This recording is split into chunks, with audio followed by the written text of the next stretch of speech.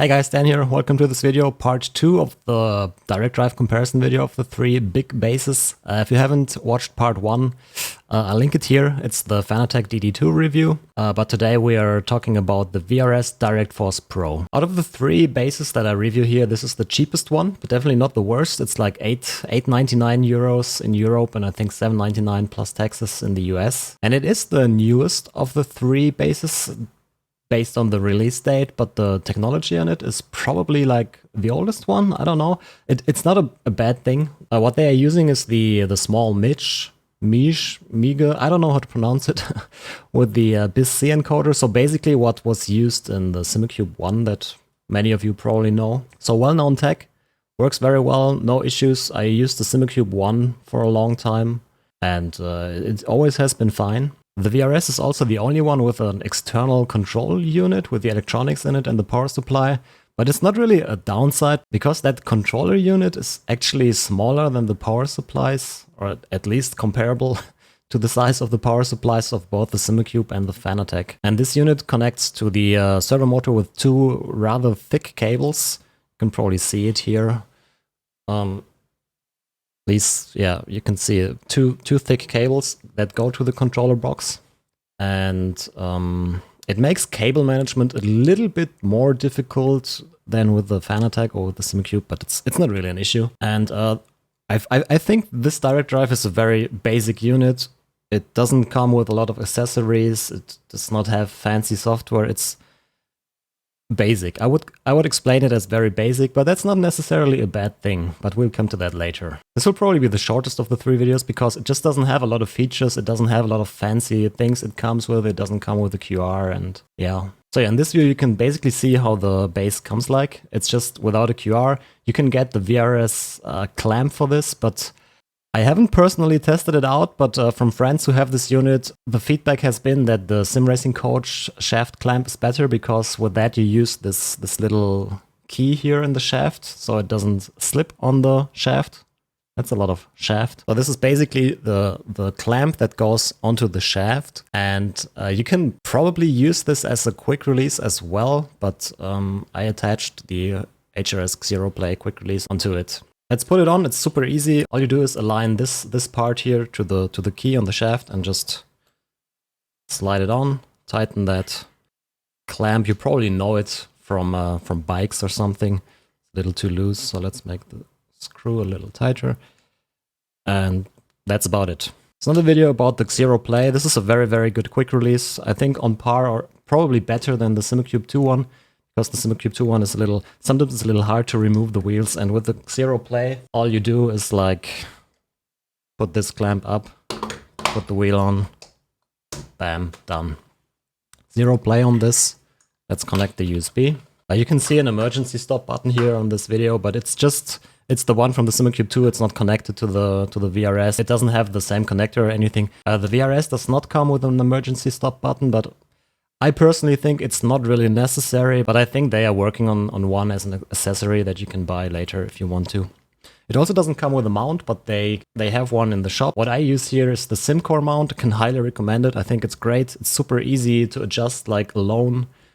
Super sturdy, and yeah, I'll leave a link to the SimCore mount in the description below if you want to have a look at that. But yeah, that's basically what I wanted to say about the unit itself. Like I said, I don't want to go crazily into detail here. If you want to get more information on that, check out Barry, check out Will from Sim Racing Garage, Boosted Media, and watch those reviews. I try to keep these as short as possible.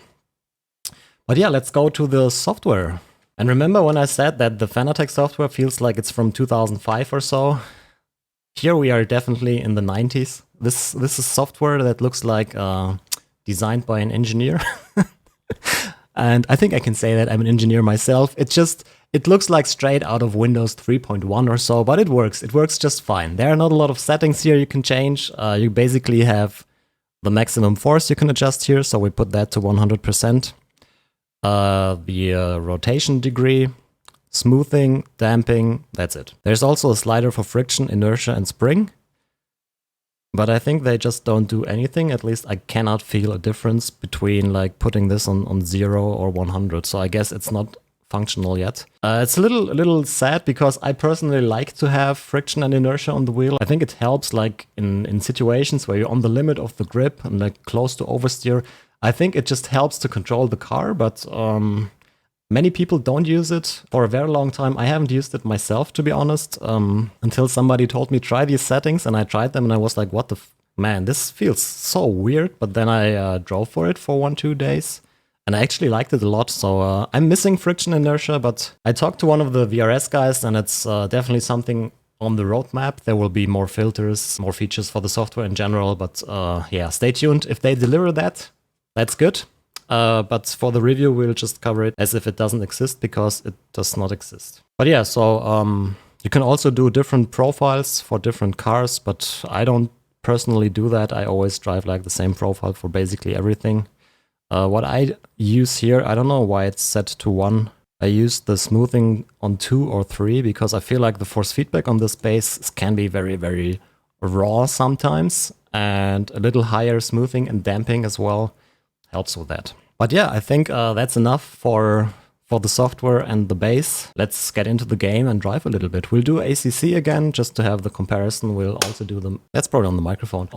We'll also do the McLaren again at Kyalami, so let me load the game. Alright, ACC, again, settings, force feedback is set to 100% and 100% in the software again. Something that was mentioned in the comments on the Fanatec video. Apparently you have to disable the linear mode on the Fanatec base to get the 25 Nm peak force. I had the linear mode enabled because I didn't like how the base feel without the linear mode. But if you do it like that, you only get 20 Nm peak instead of 25. So maybe that's why the Fanatec felt a little bit weaker, but yeah.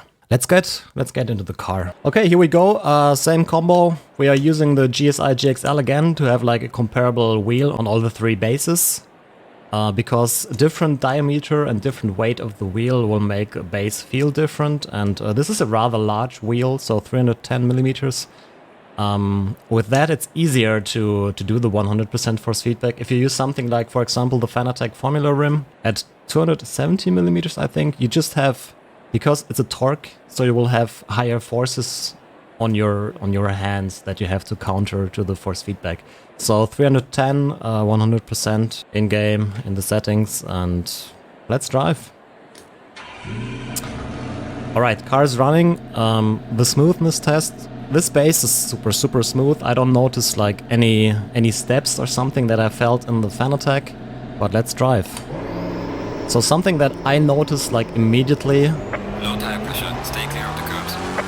Are the low tire pressures, of course? No. The force feedback feels raw. Not like in a bad way, but I feel like there's more detail in it. But also the force feedback doesn't feel as polished, if that makes any sense.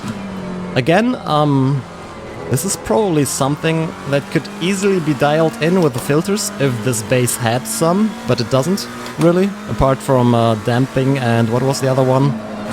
I forgot the name. I think it's kind of like the force reconstruction filter or the interpolation filter here in this base. But yeah, it feels very good. You can feel like every tiny bit of detail on the road. I think you can feel it better than with the Fanatec, but it's definitely stronger, the effects.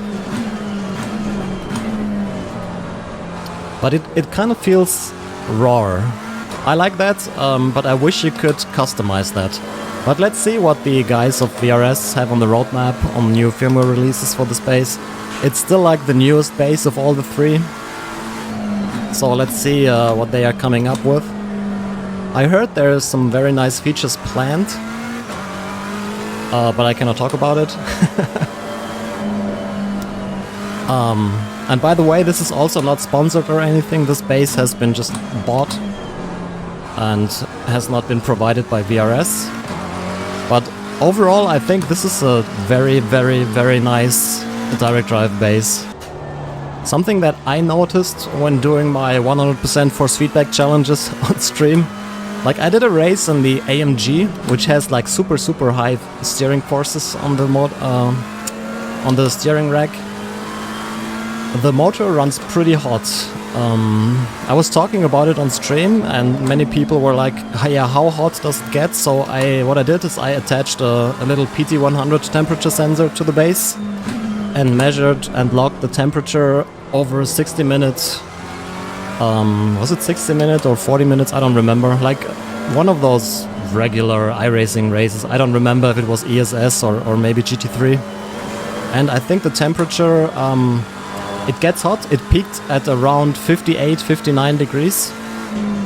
So this is hot to the touch, but not like you burn your fingers or anything. But there's no active cooling on this servo. And basically what you do, like when you have the force feedback, what this force does is it wants the motor to turn. It's an electric motor that wants to turn. And what you do with your hands is you make it stop turning. Otherwise, you would probably crash if you let go of the wheel and let the servo do its thing. And whenever you have an electric motor and you basically stop it from turning, it gets warm. So it's nothing to worry about, but it definitely gets warm. So yeah, keep that in mind. If yours get hot, if you run high force feedback, don't worry about it. That's just how this works. The Simucube 2 does the same, by the way. Even the Simucube even comes with a sticker on top of the base that says, "Hey, be careful, this can get hot." The Fanatec does not get as hot, but it has a cooling system on board. You can definitely feel that when you drive with high force feedback. You have some hot air blown into your face, but I guess that's good for the immersion, right? Because race cars are hot, I guess. But yeah, what else to say about this base? I like it a lot. I hope they will work on the firmware. I hope they deliver what they have on the roadmap and what is planned for this base, because more filters definitely will help. I want to have friction, I want to have inertia on this, and something like a static force reduction filter would be nice. Should help with the servo that gets warm, for example. And honestly, when I saw the release and the announcement and everything, I thought, okay, this is just basically a Simucube 1 with the VRS branded electronic. Because same servo motor, that's what I assumed, but I don't really have a Simucube 1 here to compare it to. But when I went from the Simucube 1 to the Simucube 2, I definitely noticed an upgrade. And I don't think it is too different from the Simucube 2 how this feels. Like I said, the force feedback feels a little bit more raw, a little bit less polished.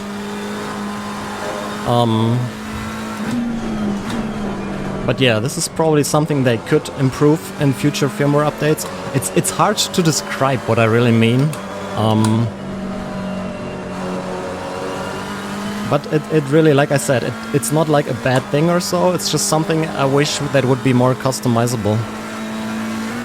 Okay, at the end, a little comment to all those people that write me, yeah, there's no way you use 100% force feedback. I've been using 100% force feedback for, I don't know, 2 months or so on stream, because I like the workout that it gives me. It's like you can combine gaming, doing simulations with getting a workout. It's not ideal, it's not something that I would recommend for the best performance to get out of the bases, because when you run it on 100% you will get clipping. That means there are situations where the base wants to put out more force, but it can't because we are already on the limit. But yeah, just try it out yourself. Great, now we have the pit stop noises. Come on, let's go. Okay, done. Yeah, try it out yourself. It's not a direct drive. It's not great because you can run super high forces. I said it in the Fanatec video. It's because how the force feedback gets delivered to your hands. It's like this speed of the force feedback, like the immediate feedback when the car is about to oversteer, for example. You can directly feel it. This is what the direct drive is all about. So I know a lot of people who use like 10-20% of the available force. That doesn't mean like They don't use the full potential of a direct drive, they just use lower forces. But like I said, it's not about the forces, it's just how I run it. But it's probably not the ideal way to run it. Okay, something that I saw on the VRS homepage is something I don't really agree with, but try it out yourself.